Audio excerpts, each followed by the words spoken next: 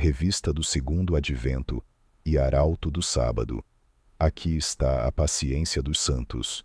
Aqui estão os que guardam os mandamentos de Deus e a fé de Jesus. Apocalipse 14, 12. Revista volume 1, de número 3. História do sábado. O sábado desde o tempo de Constantino até a Reforma.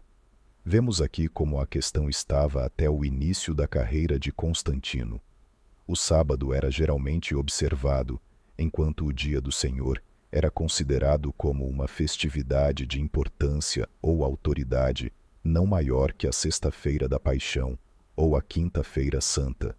Nenhum texto da Escritura, ou édito de imperador, ou decreto de concílio podia ser apresentado em seu favor.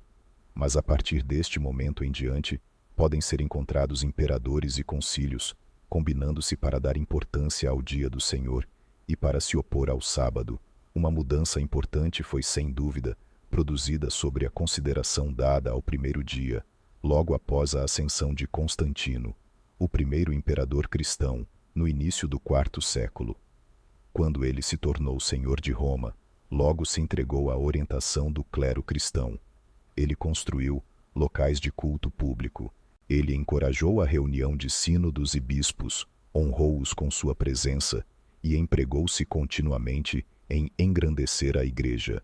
Ele foi escrupulosamente atento aos ritos e cerimônias religiosas que lhe foram prescritos pelo clero. Jejuava, observava as festas em comemoração aos mártires, vigiava devotamente toda a noite nas vigílias dos santos e mostrava grande zelo pela uniformidade nas doutrinas e observâncias da Igreja. Ele estava, portanto, exatamente adequado aos desejos do bispo romano e do clero, ao estabelecer, por sua autoridade imperial, aquilo que eles não tinham escritura para apoiar e que sua influência até então não tinha sido capaz de efetuar, a saber, uma uniformidade na celebração da Páscoa e do primeiro dia. Em 321, Constantino publicou pela primeira vez seus éditos, ordenando a seus súditos essas celebrações supersticiosas que ele havia sido ensinado a realizar. Eusébio diz: ele designou como um tempo adequado para orações o dia dominical, que então era um dia especial, e agora é, sem dúvida, o primeiro de todos. Sua guarda pessoal observava o dia e oferecia nele orações escritas pelo imperador. O feliz príncipe se esforçou para persuadir a todos a fazer isto, e pouco a pouco conduzir todos à adoração de Deus. Por isso determinou que aqueles obedecendo ao poder romano se abstivessem de todo o trabalho nos dias nomeados em homenagem ao Salvador, que venerassem também o dia antes do sábado, em memória, ao que me parece, dos eventos ocorridos naqueles dias, ao nosso Salvador comum. Ele diz ainda: um édito também, pela vontade e prazer do imperador, foi transmitido aos prefeitos das províncias, para que doravante venerassem o dia dominical, que honrassem os dias consagrados aos mártires e celebrassem as solenidades das festividades nas igrejas, tudo o que foi feito conforme a vontade do imperador. E, como citado por Lúcio, ele diz que também advertiu seus súditos para que esses dias que eram sábados fossem honrados ou adorados. Sosômen diz: ele, Constantino, também fez uma lei para que no dia dominical, que os hebreus chamam de primeiro dia da semana, os gregos de dia do sol, e também no dia de Vênus, isto é, sexta-feira, não fossem dados julgamentos, nem fosse transacionado outro negócio, mas que todos adorassem a Deus com orações e súplicas e venerassem o dia dominical, por ser nele que Cristo ressuscitou dos mortos, mas o dia de Vênus, por ser o dia em que ele foi pregado na cruz. O Dr. Chambers diz: foi Constantino, o Grande, quem primeiro fez uma lei para a observância do domingo, e que, de acordo com Eusébio, determinou que fosse regularmente celebrado em todo o Império Romano. Antes dele, e mesmo em seu tempo, eles observavam o sábado judaico, assim como o domingo, tanto para satisfazer a lei de Moisés, quanto para imitar os apóstolos, que costumavam se reunir no primeiro dia. Ele acrescenta: de fato, alguns têm a opinião de que o dia do Senhor mencionado no Apocalipse é o nosso domingo, o qual eles supõem ter sido instituído tão cedo. Pelas leis de Constantino, feitas no ano 321, foi decretado que, doravante, o domingo deveria ser guardado como um dia de descanso em todas as cidades e vilas, mas ele permitiu que o povo do campo continuasse seu trabalho. Em 538, o Concílio de Orleans proibiu esse trabalho rural. Para dar mais solenidade ao primeiro dia da semana, Silvestre, que foi bispo de Roma enquanto Constantino era imperador, mudou o nome de domingo, dando-lhe o título mais imponente de Dia do Senhor. Não se pode duvidar de que as leis de Constantino tornaram o primeiro dia mais notável em todo o império, já que todo o trabalho público foi proibido nele. Elas mudaram seu caráter, de um dia especial no qual, como um festival semanal, todos os tipos de negócios e trabalhos eram realizados na cidade e no campo, para ser, nos dias do imperador, o primeiríssimo de todos. Esse favor imperial pelo dia de descanso foi opressivo para todos que conscientemente respeitavam o sábado por consideração ao quarto mandamento, em obediência ao qual o sétimo dia sempre havia sido observado.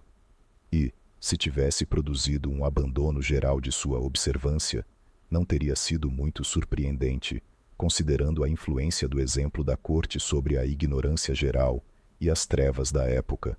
Ainda assim, em meio a tudo isso, a Igreja de Roma, no Concílio de Laodiceia, realizado por volta de 365 d.C., aprovou um decreto no qual não era apropriado que os cristãos judaizassem e deixassem de trabalhar no sábado, mas deviam trabalhar nesse dia e dar especial honra ao dia do Senhor, como cristãos. Se alguém fosse encontrado judaizando, que fosse anatematizado, amaldiçoado. Ainda assim, isso não produziu qualquer mudança significativa, pois Sócrates, escritor do século V, que residia em Constantinopla, faz as seguintes observações sobre a celebração do sábado, na época em que escreveu, 440 d.C. Ele diz: há vários costumes entre nós, embora todas as igrejas ao redor do mundo celebrem os mistérios sagrados no dia de sábado, ainda assim, os alexandrinos e os romanos, por uma tradição antiga, recusam fazer isso. Mas os egípcios que vivem nos arredores de Alexandria e os que habitam na Tebaida, de fato realizam assembleias no sábado, mas não participam dos mistérios, como é o costume dos cristãos. Em Cesareia, na Capadócia e no Chipre, no sábado e no dia dominical, ao anoitecer, com lâmpadas acesas, os presbíteros e bispos interpretam as Escrituras. Em Roma, eles jejuam todo sábado. Este relato sobre a maneira de celebrar o sábado no século V é corroborado por Sosômen. Ele diz: em Constantinopla e quase entre todos, os cristãos se reúnem no sábado e também no primeiro dia da semana, exceto em Roma e Alexandria, que as assembleias eclesiásticas lá não eram no sábado, como em quase todas as outras igrejas do resto do mundo, e que em muitas cidades e vilas no Egito, eles costumavam comungar na noite de sábado, dia no qual havia assembleias públicas. Com relação ao jejum no sábado em Roma, aqui mencionado, deve-se dizer que desde os tempos mais antigos até o IV século, a prática havia sido observar o sábado como um dia de jejum. Mas a Igreja de Roma, em sua oposição aos judeus, alterou o primeiro dia, para que a separação fosse marcada e forte. Ordenou às igrejas que nunca jejuassem no sábado, exceto um sábado no ano, que era o dia antes da Páscoa. Mas nas igrejas ocidentais eles celebravam um jejum toda semana. Foi em referência a isso que Ambrósio disse: quando venho a Roma, jejuo no sábado. Quando estou aqui, não jejuo. Agostinho também disse a respeito disso: se eles dizem que é pecado jejuar no sábado, então eles condenarão a Igreja Romana e muitos lugares próximos e distantes dela. E se pensarem que é pecado não jejuar no sábado, culpariam as igrejas orientais romanas e a maior parte do mundo. Esse jejum sabático foi rejeitado pela Igreja Oriental, e no Sexto Concílio Geral, realizado em Constantinopla, foi ordenado que o sábado e o dia do Senhor fossem guardados como festividades e que ninguém jejuasse ou pranteasse neles. A prática do jejum, portanto, estava principalmente nas igrejas ocidentais, em torno de Roma. Talvez seja difícil determinar exatamente a importância relativa atribuída ao segundo e ao primeiro dia da semana, nessa época. No entanto, pode-se encontrar prova suficiente para nos assegurar de que o sábado era observado e que ninguém considerava o domingo como ocupando o seu lugar. Isso é mostrado pelo Concílio de Laodiceia, no ano 365 d.C., que determinou que os evangelhos fossem lidos naquele dia. É mostrado pelo decreto do concílio em 517, mencionado na história do batismo de Robinson, que regulou e reforçou a observância do sábado. É mostrado pela declaração de Gregório de Nissa. Como podes olhar para o dia do Senhor, se negligencias o sábado? Não sabes que eles são irmãs, e que insultando uma, afrontas a outra? E como irmãs, nós as encontramos de mãos dadas, nos cânones eclesiásticos. Foram impostas penalidades pelo concílio aos clérigos que trabalhassem no dia do Senhor e que negligenciassem a observância de ambos os dias como festividades. A observância do dia de descanso, ou dia do Senhor, era mantida no início do século V, como podemos aprender pelos escritos de São Jerônimo. Em uma oração fúnebre pela Senhora Paula, ele diz que quando as viúvas e virgens retornaram do corpo da bem-aventurada Paula para Belém, em um convento com ela, na manhã do dia do Senhor, e após seu retorno de lá para sua própria morada, ela mesma e toda a sua companhia se puseram a trabalhar, e cada uma executou sua tarefa, que era fazer roupas e vestimentas para si mesmas e para outros, conforme eram designadas. São João Crisóstomo, patriarca de Constantinopla, recomendou à sua audiência, depois de gravar em si mesmos e em suas famílias o que haviam ouvido no dia do Senhor, que retornassem aos seus afazeres diários. Dr. Francis White, Lord Bispo de Ely, falando sobre este assunto, diz: a Igreja Católica, por mais de 600 anos após Cristo, permitiu o trabalho e deu licença a muitos cristãos para trabalhar no dia do Senhor, em tais horas nas quais eles não eram obrigados a estar presentes no serviço público pelos preceitos da Igreja. No século VI fizeram-se esforços para impedir esse trabalho. A seguinte promulgação de Juntran, da Borgonha, mostrará o estado das coisas e os meios usados para melhorá-las.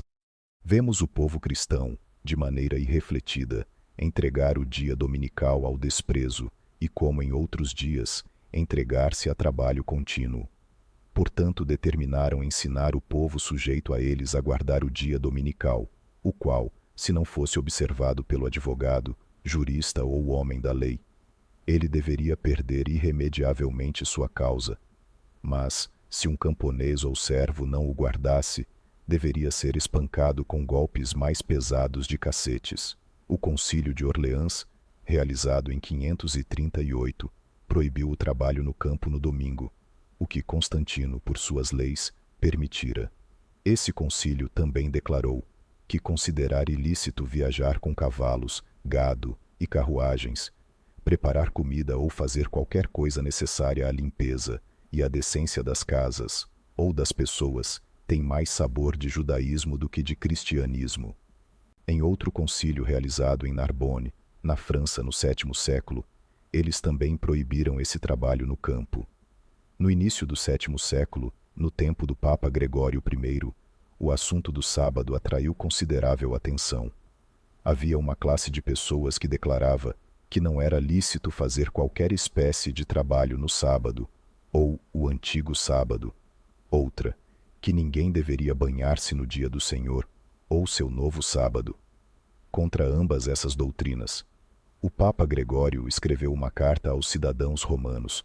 Barônios, em seus concílios, diz: neste ano, 603, em Roma, São Gregório, o Papa, corrigiu aquele erro que alguns pregavam, por superstição judaica ou pelo costume grego, de que era um dever adorar no sábado, assim como no dia do Senhor, e ele chama tais pregadores de pregadores do Anticristo. Quase a mesma doutrina foi pregada novamente no tempo de Gregório VII, depois de Cristo, 1074, cerca de 500 anos depois do que estamos agora mencionando. Isto é suficiente para mostrar que o sábado foi guardado até aqueles tempos de declínio, que introduziram tantos erros na fé e na prática. De fato, é suficiente para mostrar que, onde quer que o assunto tenha sido discutido, o sábado teve seus defensores tanto na teoria quanto na prática. De acordo com Lúcio, o Papa Urbano II, no século XI, dedicou o sábado à Virgem Maria, com uma missa. B-News diz: o Papa Inocêncio I constituiu um jejum no sábado, o que parece ser a primeira instituição desse jejum, mas dedicou o sábado à Virgem Maria por Urbano II na última parte do século XI. Por essa época, encontramos Ezequiel ensinando a doutrina de que o preceito para a observância do sábado não é um dos mandamentos, porque não deve ser observado em todos os tempos segundo a letra, e Tomás de Aquino, outro eclesiástico romano, dizendo: parece ser inconveniente que o preceito para observar o sábado deva ser colocado entre os preceitos do Decálogo, se de modo algum lhe pertence, que o preceito não farás imagem de escultura e o preceito para observar o sábado são cerimoniais. A observância do primeiro dia não foi tão precoce na Inglaterra e na Escócia quanto na maior parte do Império Romano.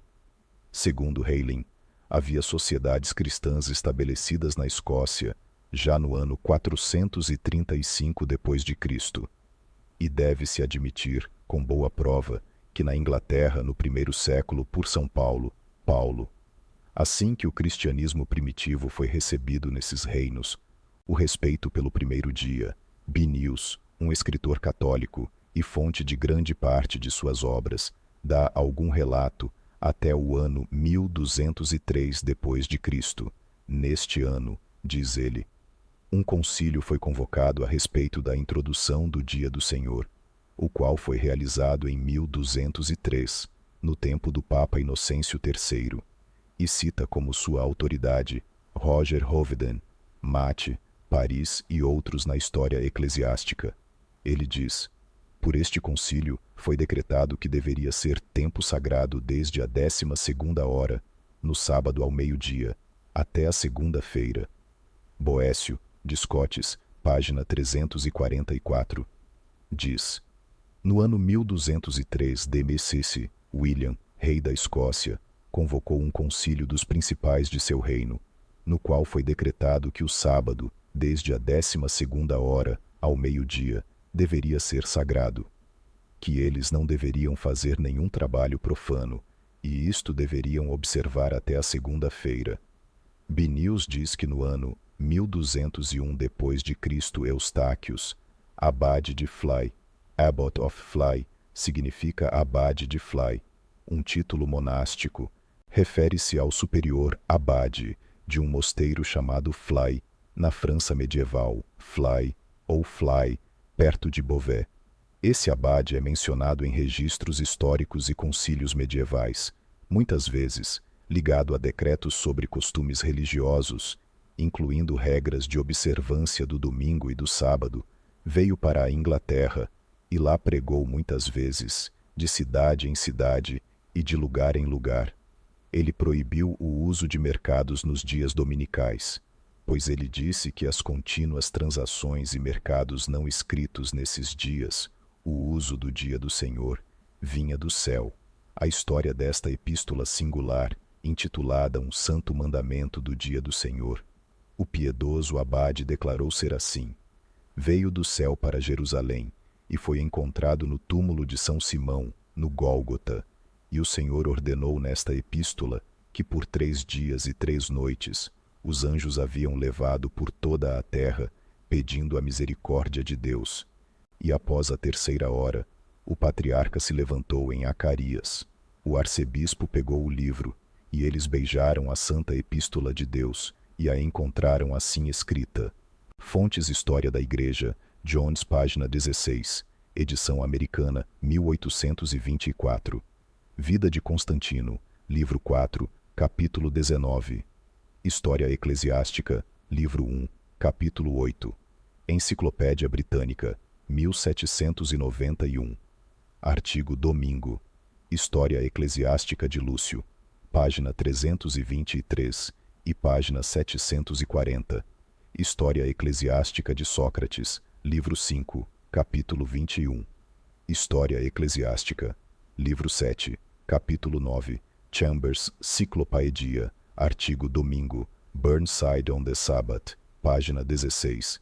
História do Sábado, Dr. Peter Heyling, parte 2, página 135. Daremos alguns trechos desta epístola, em parte por curiosidade e em parte para mostrar a credulidade de nossos antepassados e pelos meios pelos quais foram levados a temer o que para eles era uma nova observância religiosa. Eu, o Senhor, que vos ordenei que deveis observar o dia dominical, e não o tendes guardado, e não vos arrependestes de vossos pecados, como eu disse pelo meu evangelho, o céu e a terra passarão, mas minha palavra não passará. Fiz com que o arrependimento para a minha vida fosse pregado a vós, e não crestes. Enviei pagãos contra vós, que derramaram o vosso sangue, contudo não crestes. E porque não guardastes o dia dominical, eles chamavam dia do Senhor. Por alguns dias tivestes fome, mas logo vos dei abundância, e depois fizestes pior. Eu novamente quero que ninguém, desde a 9ª do sábado, até o nascer do sol na segunda-feira. Nota explicativa. No sistema de contagem das horas usado no contexto bíblico e medieval, o dia começava por volta das 6 horas da manhã. Nascer do sol. Primeira hora era às 7 horas da manhã. Terceira hora era às 9 horas da manhã. Sexta hora ao meio-dia. Nona hora era às 15 horas. 3 horas da tarde. 12ª hora era às 18 horas. 6 horas da tarde, pôr do sol. Então, quando o texto fala 12ª hora do sábado, significa aproximadamente 18 horas, fim do sábado. Quando fala 9ª hora do sábado, significa aproximadamente 15 horas, 3 horas antes do fim do sábado. Fonte: Wikipédia. Observação: a tradução é feita de forma literal da revista. Quando aparece escrito 12ª hora no sábado, ao meio-dia, o que pode ter acontecido que o tipógrafo possa ter confundido a ideia original do texto. Não façam qualquer coisa, a não ser o que é bom. O que, se alguém fizer, que corrija por arrependimento. E, se vós não fordes obedientes a este mandamento, amém. Eu vos digo, e vos juro pelo meu assento, e trono, e querubins, que guardam o meu assento santo, porque eu não mudarei nada por outra epístola, mas abrirei os céus, e, por chuva, eu farei chover sobre vós pedras e toras de madeira, e água quente à noite, e ninguém poderá impedir, senão que eu possa destruir todos os homens perversos. Isto eu vos digo, vós morrereis à morte por causa do dia santo dominical, e outras festas dos meus santos, que vós não tendes guardado. Eu enviarei a vós bestas tendo as cabeças de leões, o cabelo de mulher, e caudas de camelos, e elas estarão tão famintas que devorarão a vossa carne, e vós desejareis fugir para os sepulcros dos mortos, e esconder-vos por medo das bestas. E eu tirarei a luz do sol dos vossos olhos, e eu enviarei sobre vós trevas, para que sem ver vós mateis uns aos outros, e eu tirarei de vós a minha face, e não vos mostrarei misericórdia, pois eu queimarei os corpos e corações de todos os que não guardam o dia santo dominical. Ouvi a minha voz, para que não pereçais na terra por causa do dia santo dominical. Agora sabei vós, que estáis seguros pelas orações da minha Santíssima Mãe Maria, e dos meus santos anjos, que diariamente oram por vós. Eu vos dei a lei do Monte Sinai, a qual vós não tendes guardado. Por vós eu nasci no mundo, e as minhas festas vós não tendes conhecido. O dia dominical da minha ressurreição vós não tendes guardado. Eu vos juro pela minha mão direita, a menos que vós guardeis o dia dominical e as festas dos meus santos, eu enviarei pagãos para vos matar. Munido com este novo mandamento do céu, Eustáquio pregou em várias partes da Inglaterra contra as transgressões do dia dominical e outras festas, e deu ao povo absolvição com a condição de que dali em diante reverenciassem o dia dominical e as festas dos santos. O tempo designado como santo era desde a 9ª hora no sábado até a manhã de segunda-feira, ao nascer do sol. E o povo votou a Deus que dali em diante eles não comprariam nem venderiam qualquer coisa, exceto comida no domingo. Então, diz Binius, o inimigo do homem, invejando as admoestações deste homem santo, colocou no coração do rei e da nobreza da Inglaterra ordenar que todos os que guardassem as tradições acima mencionadas, e principalmente todos os que tivessem derrubado os mercados de coisas vendáveis no dia dominical, fossem levados à corte do rei para prestar satisfação a respeito da observância do dia dominical. Binius relata muitas coisas milagrosas que ocorreram no sábado àqueles que trabalharam depois da 9ª hora, isto é, depois das 3 horas da tarde do 7º dia, ou sábado. Ele diz: em certo sábado, após a 9ª hora, um carpinteiro, por fazer um pino de madeira, foi atingido pela paralisia, e uma mulher, por tricotar no sábado, após a 9ª hora, também foi atingida pela paralisia. Um homem assou pão, e quando o partiu para comer, sangue saiu dele. Outro, moendo trigo, viu sangue sair em grande fluxo em vez de farinha, enquanto a roda de seu moinho permanecia parada contra um forte impulso de água. Fornos aquecidos se recusaram a assar pão, se aquecidos depois da 9ª hora do sábado, e a massa deixada sem assar, por respeito à nova doutrina de Eustáquio, foi encontrada na manhã de segunda-feira bem assada, sem a ajuda do fogo. Essas fábulas foram industriosamente propagadas por todo o reino. Todavia o povo, diz Binius, temendo mais o poder real e leigo do que o divino, retornou como o cão ao seu próprio vômito, a manter mercados de coisas vendáveis no dia dominical. O Sr. Bampfield diz: o rei e os príncipes da Inglaterra, em 1203, não concordariam em mudar o sábado e guardar o primeiro dia por esta autoridade. Isto foi no tempo do rei João, contra quem o clero papista tinha grande rancor por não honrar sua prelazia e os monges, por um dos quais ele foi finalmente envenenado. Binius, Concílios, século XIII, declara que o rei João da Inglaterra, em 1208, no 10º ano de seu reinado, por não se submeter às imposições papistas sobre suas prerrogativas, foi excomungado pelo Papa e seu reino interditado, o que ocasionou tantos problemas em casa e no exterior que o forçou, por fim, a depor sua coroa aos pés de Mandulfus, o agente do Papa. Depois de assim humilhado por essa excomunhão e interdição, o rei, no 15º ano de seu reinado, por decreto, removeu o mercado da cidade de Exon do domingo, no qual era realizado, para a segunda-feira. O mercado de Laneston foi removido. Inquérito, página 11. História das usurpações do Papa, parte 8, página 17. Continua Revista do Segundo Advento e o Arauto do Sábado. Série audiobook no YouTube. Se este conteúdo foi uma bênção para você, curta, compartilhe e deixe seu comentário. Inscreva-se no canal para acompanhar os próximos estudos bíblicos e audiobooks dos pioneiros. O PDF deste estudo está disponível em nosso grupo do WhatsApp. O link de acesso ao grupo encontra-se na página inicial do canal. Faça parte conosco da preservação das verdades eternas do Adventismo histórico.